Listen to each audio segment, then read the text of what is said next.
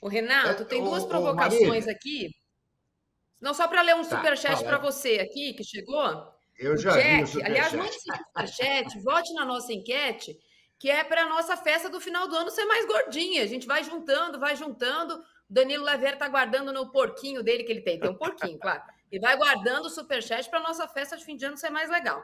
O Jack Oliveira mandou assim: o Renato vai pedir a cabeça do canastrão antes do fim do Carioca. Anote, Marília. E aí eu vou juntar o canastrão, porque eu me lembro no ano passado, aqui, ainda sob a gerência de Eduardo Tironi, que antes de contratar o Tite, você chamava ele de canastrão, e agora ele virou a solução do Flamengo, Renato. Deixa eu explicar direitinho. Eu sempre Ó, chamei meu o Tite de pandeiro, Renato. Vou te canastrão de emprestar meu novela. pandeiro, hein? Vou te emprestar meu pandeiro. Exatamente. Eu chamava de canastrão de novela mexicana e o Danilo tocava pandeiro.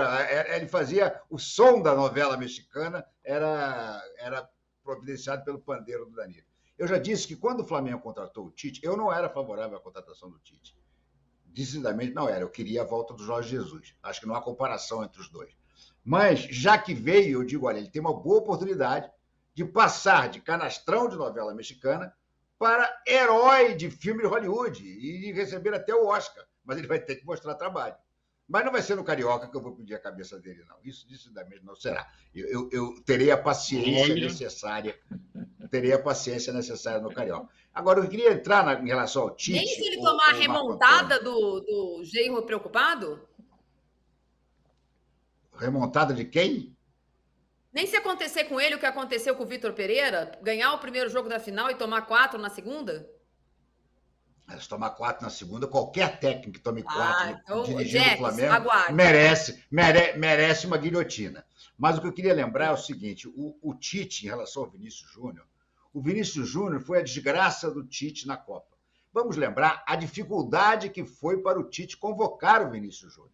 Já demorou muito mais do que deveria. E depois ele se sentiu pressionado para escalar o Vinícius Júnior. Mas nunca gostou da ideia de ter o Vinícius Júnior no time titular. Essa que é a verdade. Ele escalava porque todo mundo dizia, com razão, que o Vinícius Júnior era o melhor jogador brasileiro em atividade. Só que ele escalava o Vinícius Júnior e ficava de nariz torcido.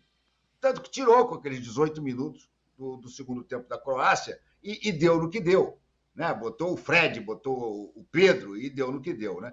Mas a verdade é que o Vinícius Júnior não é um jogador da preferência do Tite. Se o Vinícius Júnior voltasse para o Flamengo, talvez o Tite ficasse no nariz torcido. Por quê? Porque o Vinícius Júnior é um atacante total, 100%, puro sangue. O Vinícius Júnior pouco volta para marcar. O Vinícius Júnior é aquele furacão na frente. Bota na frente, ninguém pega. Dribla, entra driblando. Agora, o que ele queria, e ele fez o Vinícius Júnior fazer isso algumas vezes no Flamengo, voltar para marcar lateral. E por que ele prefere o Cebolinha ao Bruno Henrique? O Cebolinha melhorou no final da temporada, é verdade. Mas é porque o Cebolinha volta muito mais do que o Bruno Henrique para marcar. Por que ele está insistindo em mais um jogador pela direita? Um jogador jovem, com fôlego? Já tem o Luiz Araújo, que volta para marcar também. Esse é o problema do Tite, quer dizer, os jogadores de mais qualidade não vão voltar para marcar. Se ele escalar o meio-campo, que eu acho que deveria ser, que é Pulgar, De La Cruz, Gerson e Arrascaeta, o famoso losango do Dorival, ele não vai ter os caras para voltar para jogar. E ele vai ter que jogar com uma dupla de atacante, que ele já jogou no Corinthians. Você, Marília, você, Marco Antônio, certamente se lembram do Corinthians com 2 atacantes. Agora, no Flamengo, ele resolveu essa história dos 2 pontinhas com o centroavante enfiado. Eu acho que ele vai acabar abrindo mão dessa história e vai se adaptar para poder botar os melhores em campo. Mas é o tal negócio. Se começar a fazer muita bobagem, aí não tem a menor dúvida de que... Como é que era? Era a buzina do Chacrinha? Uma coisa, um gongo. Tinha umas coisas que tinha antigamente, nos programas de antigamente, que tocava, era... E aí, meu amigo, não tem perdão. Pode ser Tite, pode ser quem for. Meu técnico chama-se Jorge Jesus. Diga, Marco Antônio. Renato, que sorte do Vinícius Júnior ser dirigido pelo Ancelotti, não? Que diferença do Ancelotti para o Tite em explorar as qualidades de um jogador. Está aí a distância que existe entre eles. Fico muito triste de saber que o Tite pensa assim, Não saber aproveitar um talento como o Vinícius Júnior. Que sorte que ele foi para o Real Madrid. Não é por acaso que um é treinador do Real Madrid, né? Exatamente Pois isso. de contrato renovado e tudo mais. Quanto mais ele joga lá, mais dói um pouco o que a gente viu por aqui. E o Ancelotti não só consegue ver as potencialidades do Vinícius Júnior, mudando de assunto rapidamente, voltando para o Carioca já, ele joga diferente nessa temporada do que ele jogou na passada. Sem o Benzema, ele faz outra função, né? Ele não é mais só o ponto esquerda do time, né? O Bellingham é um cara que chega à frente, ele o Rodrigo e o Vinícius Júnior fazem funções diferentes. O Ancelotti parece ter talento para a função que ele exerce com tanta maestria. Voltando ao futebol carioca, eu vou fazer uma última provocação sobre o Flamengo, depois a gente muda de assunto. Então, o Flamengo tem uma nova estrela, por 80 milhões chegou o De La Cruz. A gente aqui falou muito da casca de banana, que pode ser essa relação do Tite com o Gabriel. Danilo, a gente viu na seleção brasileira ele não saber lidar aí, num outro extremo, com a relação com a principal estrela, que era o Neymar. Eu acho que o Flamengo tem mais estrelas, é verdade, mas só a chegada do Flamengo a Manaus mostra qual é a estrela da torcida. Você acha que 3 meses de Flamengo deu a ele a entender o tamanho do Gabigol? Essa é uma boa questão, viu, Marília? Porque, assim, a relação dele com o Gabigol já era conturbada antes, né? A gente vai lembrar, nas vezes que ele dava oportunidade para o Gabigol na seleção, numa Copa América que foi no Brasil, ele deu algumas chances, o Gabigol não correspondeu exatamente do jeito que a gente imaginava, do jeito que ele já mostrava no Flamengo, e depois ele acabou perdendo a oportunidade.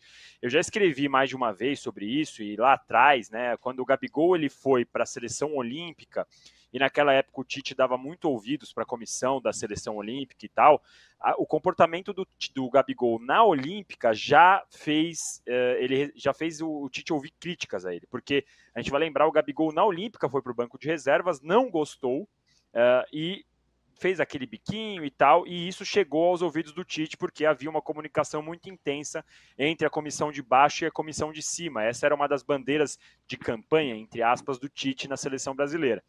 Depois disso, na seleção principal, esse cenário se repetiu em algumas ocasiões. E aí a gente vai lembrar, o Gabigol tem aquele episódio famoso que todo mundo lembra dele no trio elétrico xingando o Tite, ou enfim, incentivando a massa a xingar o Tite. Não dá para falar que ele puxou o coro, mas ele incentivou o coro. E aí tem essa relação. No Flamengo, o Gabigol não jogou nada no ano passado e não foi nem com o Tite, foi o ano passado inteiro praticamente, ele jogou muito pouco.